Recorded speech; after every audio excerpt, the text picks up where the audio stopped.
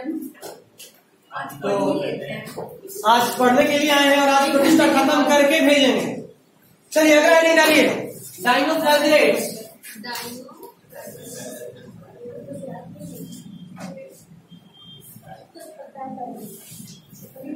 Dinoflagellates. अभी कोई बात नहीं करना, एकदम सीरियसली पढ़ना है। पीछे वाला फैन भी ऑफ कर दो, इसी तो चली जा रहा है।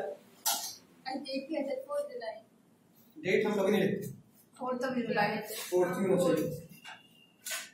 ठीक है, तो डायनोफ्लैजिलेट्स देखिए इसमें फर्स्ट पॉइंट, जो सबसे इंपॉर्टेंट पॉइंट है ना एनसीईआरटी में और बहुत इंपॉर्टेंट है, वो है दे शो बायोलुमिनेसेंस। दे शो बायोलुमिनेसेंस। बायोलुमिनेसेंस का मतलब आपको पता है क्या? Bioluminescence means emit light। जुगनू का नाम सुने हो? जुगनू रात में देखते हो, उसमें से लाइट लगता निकल रहा है, सुबह में गायब हो जाता है। बट एक्चुअली तुमको पता है जुगनू के अंदर से लाइट नहीं निकलता। जुगनी के अंदर से एक स्पेशल केमिकल निकलता है, इसका नाम है ल्यूसीफेरिन। क्या नाम है? ल्यूसीफेरिन। और ये ल्यूसीफेरिन जैसे ही ऑक्सीजन के कांटेक्ट में आता है, ये ल्यूसीफेरिन जैसे ही ऑक्सीजन के कांटेक्ट में आता है, ये बर्न करता है। और बर्न करने से सच में आग जलता है, और वो आग हमको दिखता है, तो हमको लगता है कि लाइट। क्या जब आग जलता है तो उसको कुछ नहीं होता, उसके बॉडी के बाहर आग जल रहा है ना, ठीक है, उसके बॉडी के बाहर पूरी टाइम होना चाहिए। हाँ, दिन में भी होता है लेकिन दिखता नहीं। अब इतना लाइट पाले से कितना छोटा लाइट दिखेगा, ठीक है? क्या सर उसमें क्या होता है? हाँ, नहीं दिखता है। किसमें? फायरफ्लाई। ब्लिंक इसलिए करता है क्योंकि एक बार निकला, एक साथ एक्यूमुलेट हुआ, जला, फिर एक्यूमुलेट हुआ, फिर जला। वो क्या होता है? वो इंसेक्ट का मेंबर है, एनिमल किंगडम में पढ़ाऊंगा।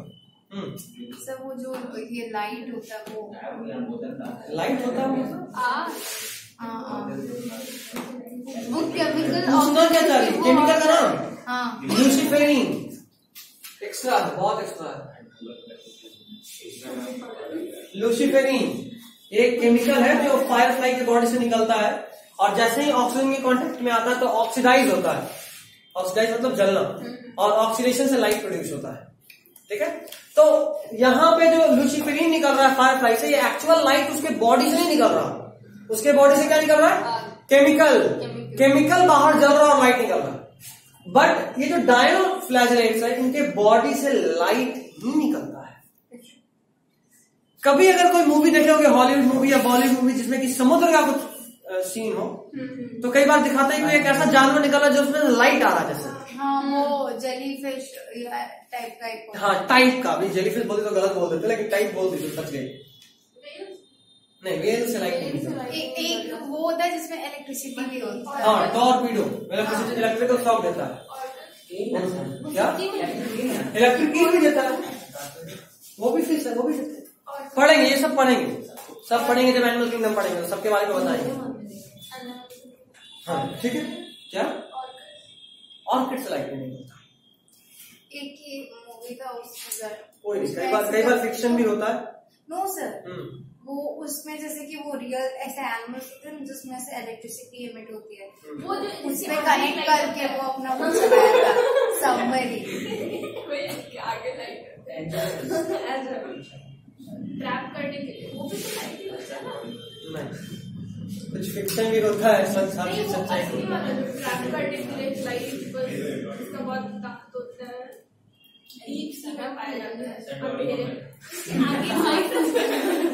पता नहीं क्या बोल रहे हैं। अच्छा, ठीक। बट ये जान लो डिफरेंस क्या है। लाइट फायरफ्लाई से भी निकलता है, लाइट यहाँ से भी निकल रहा है, बट यहाँ पे एक्चुअल बायोलुमिनेसेंस देखने को मिलता है, जहां बॉडी से लाइट ही निकलता है। जबकि फायरफ्लाई की अगर बात करें तो वहां बॉडी से केमिकल निकल रहा होता है, जो कि बाहर जलता है और लाइट आता है। ठीक है, दोनों में डिफरेंस है। ये पहले एम्स में पूछता था। डायनोफ्लैजिलेट्स में जो लाइट होता है वो उसके बॉडी के अंदर से निकलता है, मतलब मेरे बॉडी के अंदर से लाइट आ रहा है। बॉडी के अंदर केमिकल रिएक्शन हुआ होता है। वो केमिकल रिएक्शन से ही ना हुआ ना ये, लेकिन बॉडी के अंदर, बॉडी के अंदर, यहाँ पे बॉडी के बाहर होगा, ठीक है। और यूनिसेलुलर का एग्जांपल हो गया फायरफ्लाई। नहीं, फायरफ्लाई एग्जांपल है बायोल्यूमिनेसेंस का। बायोल्यूमिनेसेंस एग्जांपल डाइनोफ्लैजेलेट्स भी है, इसको भी तुम्हारे लेवल में बोलते हैं, बट यहाँ एक्चुअल नहीं होता, यहाँ एक्चुअली में केमिकल बाहर निकलता है फिर जलता है। फायरफ्लाई किस चीज का एग्जांपल है? फायरफ्लाई एक ऐसा इंसेक्ट है जिसमें भी पार्शियल बायोल्यूमिनेसेंस देखने को मिलता है, ठीक। उसका एग्जांपल लेकिन यहाँ डाइनोफ्लैजेलेट्स पढ़ा ना, यहाँ मेरे रिलेशन में नहीं। अगला पॉइंट देखिए, unicellular, unicellular, motile and mostly marine. Unicellular होता है, जाहिर सा बात है, प्रोटिस्टा का मेंबर तो यूनिसेलुलर ही होगा। यूकैरियोटिक है या प्रोकैरियोटिक है? मीजो दोनों है, यूकैरियोटिक भी है और ऐसा कब बोले, मीसोकैरियोटिक है। यूकैरियोटिक है, यूग्लिनोइड्स में बताया था, वो दूसरा ग्रुप था। अरे वो मिक्सोट्रॉपिक था, वो मिक्सोट्रॉपिक था जो कि न्यूट्रिशन पे बेस्ड था। अच्छा, मिक्सोट्रॉपिक मतलब ऑटोट्रॉपिक और हेटरोट्रॉपिक का कॉम्बिनेशन, ठीक है। नोट्स पढ़ो, नोट्स एनसीईआरटी का हर पॉइंट वहां इंक्लूडेड होगा, कुछ छूटेगा नहीं, पहले नोट्स खत्म कर लेना फिर एनसीईआरटी पे पढ़ना, ठीक है सना। सीधा एनसीईआरटी पे जाओगे तो कंफ्यूज होगी क्योंकि थोड़ा कॉम्प्लेक्स है वो। पहले एक बार नोट्स पढ़ना है, नोट्स के बाद हर एक पॉइंट एनसीईआरटी में ढूंढ लेना है, बस समझ में आ जाएगा। एनसीईआरटी को पॉइंट वाइज करना हो, थोड़ा एक्सप्लेनेशन के साथ। मोस्टली के बाद क्या बोले, मोस्टली मरीन मतलब मोस्टली ये समुद्री पानी में मिलता है, खारा पानी में मिलता है, ठीक है। अगला पॉइंट देखिए, सेल वॉल इज कॉल्ड, ये थोड़ा एक्स्ट्रा है बट इंपॉर्टेंट है, ये इसमें भी आ सकता है। Cell wall is called eukaryotic है ये। हाँ तो वो पूछ रहे थे, लिखे। हाँ लिख लो, या नहीं भी लिख सकती हो, प्रोटिस्टा आपके हेडिंग में लिखवा दिए, यूनिसेलुलर यूकैरियोटिक ऑर्गेनिज्म होता है इसमें, ठीक है। अभी सबका वीडियो कंप्लीट हो गया ना, कि वीडियो अभी भी बचा है? कितना? दो आप यहाँ से शुरू किए वो बचा। अच्छा, उसके पहले मोनेरा खत्म हो गया? हाँ ठीक। तुम्हारा नहीं देख रही हो वीडियो? देख लो ना सर, नोट्स देख लेंगे और उसके बाद नोट्स देख लोगे फिर भी ठीक है, एनसीईआरटी रीड करेंगे फिर भी ठीक है, बट उसको 2x करके एक बार सुन लो कम से कम, ठीक है। तो उसे जो हम समझाना चाहते हैं समझ जाओगे। चलो next point is cell wall is called, या cell wall is called. Sir actually ना वीडियो देखने का मन ही नहीं करता, मतलब सामने में पढ़ लेंगे, बुक खोल के पढ़ लेंगे, नोट्स पढ़ लेंगे, ठीक है, बट वीडियो देखने का भी आदत जान लो चीज, क्योंकि भले ही यहाँ फिजिकल क्लास हो रहा है बट वीडियो बुरा नहीं है। हाँ सर, बट और वीडियो बुरा नहीं मतलब ये नहीं कि हम अपने वीडियो का बात कर रहे हैं, नहीं, वीडियो से पढ़ाई का बात कर रहे हैं। हाँ तो सर वो है, बट अभी थोड़ा सा आदत छूट गया है, ठीक है, बट ट्राई करो। Cell wall is called theca और लॉरिका।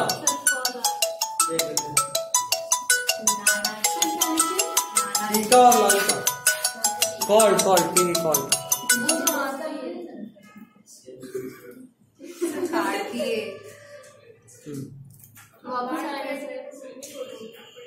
सर मैंने मीजोकैरियन बोला था, मीजोकैरियन बोला था। इसका जो क्या बोलते हैं न्यूक्लियस, ये न्यूक्लियस पे आ गया। हाँ सॉरी, हम गलती से वो बोल देते। जो मीजोकैरियन होता है उसका जो सेल होता, सॉरी न्यूक्लियस होता है वो यूकैरियोटिक होता है, बट इसमें हिस्टोन प्रोटीन लैक करता है, इसी वजह से फिर वो पैकेज में दिया हुआ है इसमें। तो एनसीईआरटी में नहीं, तो एलन के पैकेज लिख के रखे हैं। हाँ, तो ये एक्स्ट्रा एलन के पैकेज में दिया हुआ है, एक्स्ट्रा बेकार बकवास, अब नहीं पूछेगा, कहीं नहीं पूछेगा। एक्चुअली हिस्टोन प्रोटीन वाला चीज जो है वो तुम लोग 12th में से पढ़ाएंगे, 12th में पढ़ना है, और तुम्हारा एनसीईआरटी पुराना है सर। हाँ सर, हम नया खरीदे हैं, लेकिन हम अपनी बहन वाले में दिख जाता है, अपने में करो, अपने से करो।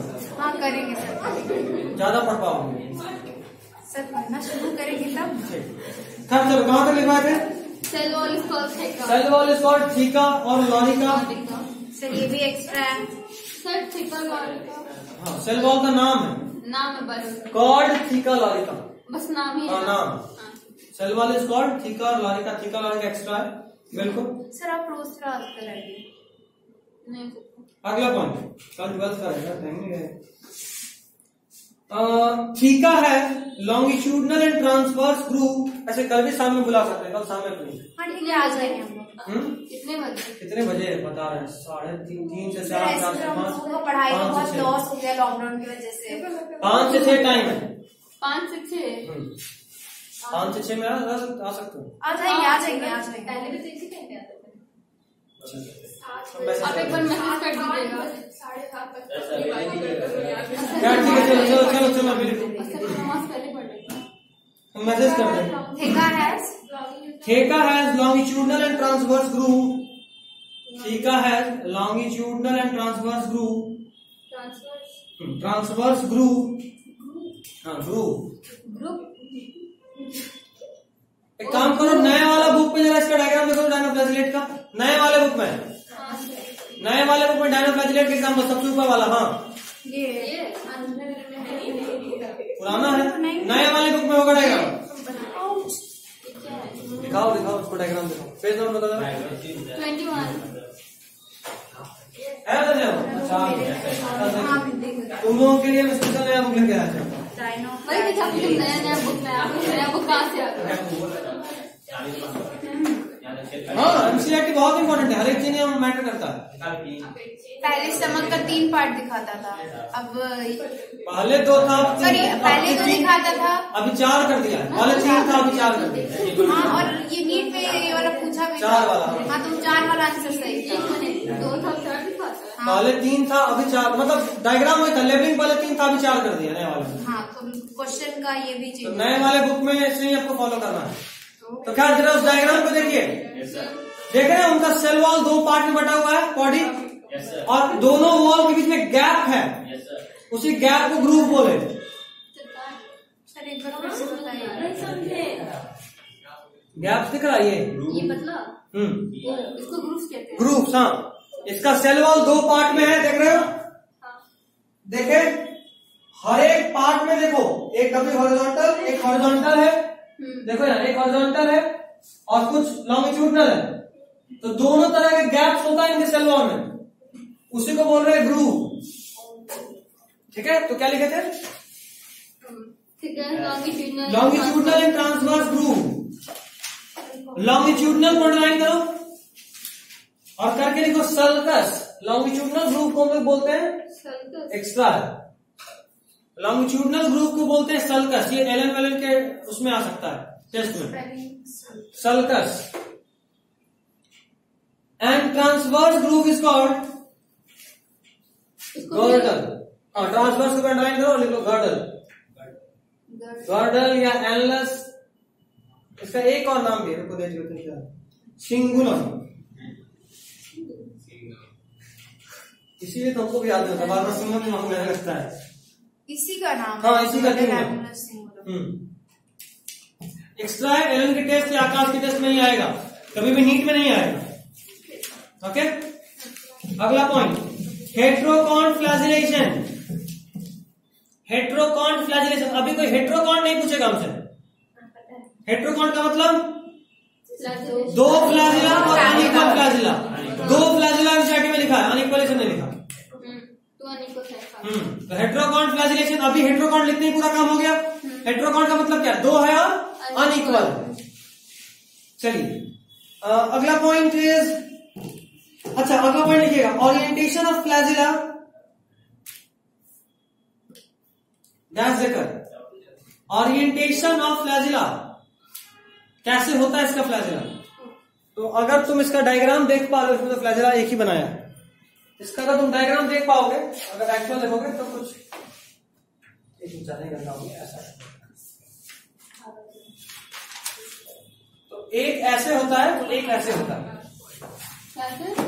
एक इधर तो एक इधर, फ्लैजिला। 2 फ्लैजिला है, अनइक्वल है और ऐसे है, तो दोनों फ्लैजिला के बीच में कितना एंगल बन रहा है? 90 डिग्री। तो एक दूसरे के परपेंडिकुलर होते हैं ये फ्लैजिला, और परपेंडिकुलर होने की वजह से जब दोनों एक साथ बीट करता है ना, तो इसमें रोलिंग मूवमेंट होता है, गोल गोल घूमना, चक्री कैसे घूमता है ऐसा। तो इसलिए इनका एक और नाम है वर्लिंग वीट। तो अभी लिखते हैं, पहले लिखो, both beat at, both flagella कर दो, both flagella beat at 90 degree of each other. क्या वो सर यहाँ पर बॉडी टेंशन ऑफ फ्लैजिला लिखा है तो खत्म। उसकी उसी में तो डैश देकर लिखना, both flagella beat at 90 degree producing spinning movement, producing spinning movement. Thus they are also called whirling weaves. Thus they are also called whirling weaves. ठीक है, सर प्रोड्यूसिंग की बात है, producing spinning movement, गोल गोल spinning movement. ठीक है, whirling waves. whirling waves। हाँ, next point, they produce asexually, they reproduce asexually to produce red sea, red tide। देखो they undergo rapid reproduction। ऐसे कर एक बार डिसाइड कर लीजिए क्या होता हम एनसीईआरटी देख के लिख रहे हैं। दे अंडरगो रैपिड मल्टीप्लीकेशन एंड इस लाइन को काट दो, जो भी लिखो उसको काट दो, और एनसीईआरटी का लाइन हम लिखवा रहे हैं थोड़ा सा चेंज करके। दे अंडरगो रैपिड मल्टीप्लीकेशन, क्योंकि एनसीईआरटी का लाइन डायरेक्ट आएगा और इंपॉर्टेंट है, इसलिए एनसीईआरटी पे आएगा। They undergo rapid multiplication and make the sea appear red, and make the sea appear red, make the sea appear red. Bracket में लिखिए red tide causing, red tide causing dinoflagellate. हाँ, red tide causing डाइनोफ्लैजिलेट। जो सी red होता है उसको बोलते हैं red tide, और red tide causing dinoflagellate is, bracket में लिखना है, इज गोनियोलैक्स। ये भी एग्जांपल दिया हुआ एनसीईआरटी में, उसके ठीक ऊपर गोनियोलैक्स, GONY AU, हाँ एग्जांपल AULX, गोनियोलैक्स। गोनियोलैक्स एक डाइनोफ्लैजिलेट का नाम है which has red pigment. हाँ सुनो, जो गोनियोलैक्स है ये एक डाइनोफ्लैजिलेट है जो कि रेड कलर का होता है। अब ये क्या होता है कि समुद्र में कई बार इतने तेजी में रिप्रोड्यूस कर रहा होता है कि पूरा पूरा समुद्र का लहर लाल दिखे, और जब वो लाल दिखता है तो बोलते हैं रेड टाइड कॉज किया। रेड सी कॉजिंग कौन था? ट्राइकोडेस्मियम इरिथ्रियम, बीजीए, याद आ रहा? रेड सी कॉजिंग था वो। ये रेड टाइड कॉजिंग, यहां बड़ा कंफ्यूज करता है नीट में, रेड सी कॉजिंग और रेड टाइड कॉजिंग, और ऑप्शन में दोनों रहेगा। रेड सी इज इथ्रोमियम क्या नाम बोला, ट्राइकोडेस्मियम इरिथ्रियम, ये इसका एग्जांपल था बीजीए, ब्लू ग्रीन अलगा। हाँ पहले पढ़ा है। और रेड टाइड इज गोनियोलैक्स। ठीक है, अगला पॉइंट, आखिरी पॉइंट इस टॉपिक का, PSP। आप कितना पढ़ाने का सोच के आए थे? बात किया सोच के मत आएंगे सर, मुश्किल से 20 मिनट भी नहीं पढ़ाया, अभी तो 10 मिनट होगा, मुश्किल से पहले 10 मिनट का और होगा, 20 मिनट पढ़ाया। सर PSP, कल भी 13 हाँ, मिनट PSP। पढ़े। PSP बस लिखो ना, PSP लिखो बस, फिर आगे paralytic selfish poisoning, selfish SHELL, selfish poisoning. हाँ सेल्फिश, सेल और फिश में से तो गैप कर रहे हैं। पैरालाइटिक सेल्फिश पॉइजनिंग, ये PSP का पूरा नाम है। ये गोनियोलैक्स ही एक टॉक्सिन रिलीज करता है, इज कॉज्ड बाय गोनियोलैक्स। अभी लिखे हुआ स्पेलिंग उसका, इज कॉज्ड बाय गोनियोलैक्स, बड़ा इंपॉर्टेंट है ये। गोनियोलैक्स ये एक्चुअली में एक टॉक्सिन प्रोड्यूस करता है। गोनियोलैक्स को अंडरलाइन कीजिए, लिखिए प्रोड्यूसेस अ टॉक्सिन कॉल्ड सैक्सीटॉक्सिन।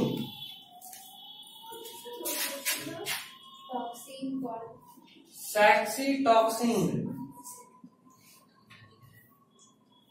ये जहर का नाम है। क्या? ये जहर का नाम है, बताओ। कि आज हम और लेट नहीं करना चाहते थे, तो 6 पॉइंट का टॉपिक है ये, होलो फिटिंग कंप्लीट हो जाता। कल देखते हैं, बुलाएंगे और कल सच में पढ़ाएंगे। हाँ जरूर। कल ज्यादा लंबा क्लास नहीं रखेंगे। तो देखिए आपका बनाया। लेट मत रखिए।